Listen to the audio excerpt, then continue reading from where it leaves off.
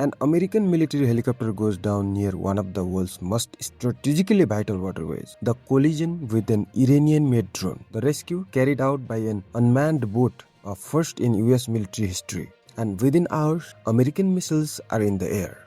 Tonight, the already paper-thin ceasefire between the US, Israel and Iran is hanging by a thread. Late Monday night, June 8th, a US Army AS-64 Apache attack helicopter went down off the coast of Oman, directly adjacent to the Strait of Hormuz, the choke point through which a fifth of the world's oil passes daily. The cause was a mid-air collision with a Shahed drone.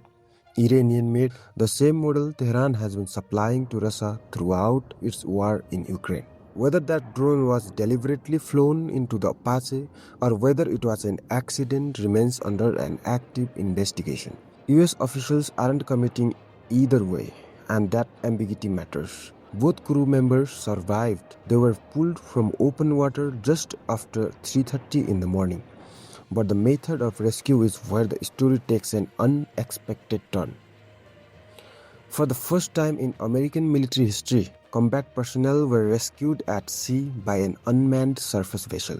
The boat, a 24-foot drone craft named Corsair, built by Saronic Technologies, belongs to the Navy's Task Force 59. A unit stood up in 2021 specifically to project AI and autonomous capability across the Persian Gulf and Red Sea corridors. Corsair reached the downed aviators, extracted them from the water and transferred them to a second location where a conventional helicopter completed the recovery. It worked. That's the headline buried under the geopolitical noise. Autonomous naval rescue is no longer theoretical. By 5 p.m. Eastern on Tuesday, CENTCOM confirmed it had launched what it called proportional self-defense strikes against Iranian radar installations, authorized directly by President Trump, who told reporters the response would be, quote, very strong and very powerful.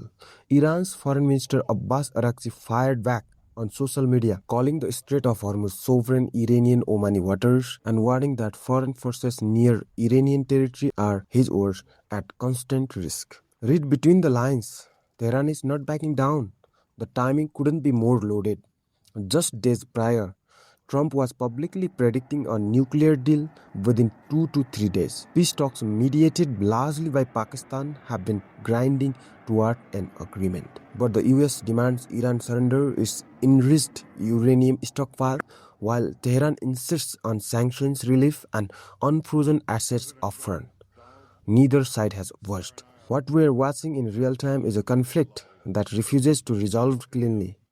A ceasefire that's existed on paper since April is now being tested in open water. The very helicopter that went down was enforcing a naval blockade on Iranian well. So the stakes for both sides are economic as much as military.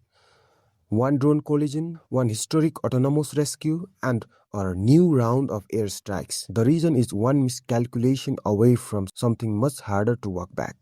Stay informed, we'll be watching.